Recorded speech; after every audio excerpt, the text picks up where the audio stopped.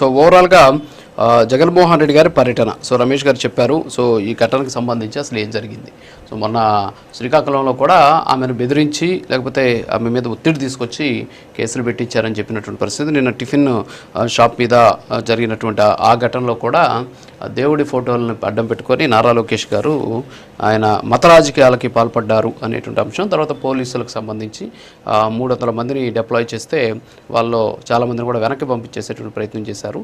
So security ఇవ్వలేదు అనేది వారు చెప్తున్నటువంటి అంశం. విజయకిరణ్ గారు good morning sir. P sir ఒకసారి ఆ ఒక్క విజువల్ చూద్దాం సార్. విజువల్ చూసినాక మనం ఎస్ ఒక్క నిమిషం వస్తాను సార్, వస్తా. మీకు టైం సార్, నేను ఒక్కొక్కరికి 6 నిమిషాలు ఇస్తా, మీకు 7 నిమిషాలు ఇచ్చా. వాళ్ళు మాట్లాడాక మీరు కంప్లీట్ చేద్దరు. కంప్లీట్ చేసేదాకా ఉండాలంటే కష్టం. నాకు కూడా అందరూ కూడా మాట్లాడాలి కదా. ఒక్క నిమిషం కరెక్ట్ యాడ్ కాదు, 6 నిమిషాలు అయిపోయింది మీకు. 6 నిమిషాలు అయిపోయి 1 మినిట్ నేను ఎక్స్ట్రా కూడా ఇచ్చేసాను మీకు. ఒక్క నిమిషం. విజయకిరణ్ గారు ఈ ఒక్క వీడియో చూడండి ప్లీజ్ సార్. ఒకసారి ఆ వీడియో ప్లే చేయండి.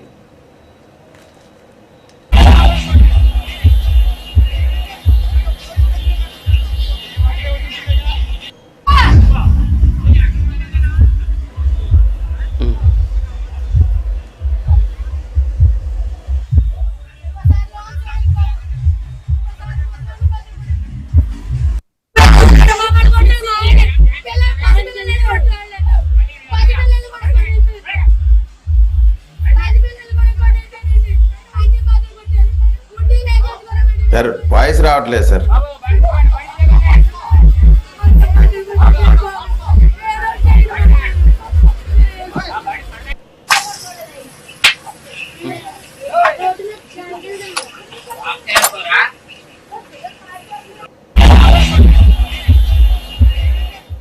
ఎస్ విజయకిరణ్ గారు, అది సో అదే నిన్న విజువల్, అది ఒరిజినల్ మొత్తం అక్కడ ఉన్నటువంటి విజువల్. తర్వాత ఇంకో విజువల్ కూడా రిలీజ్ చేశారు.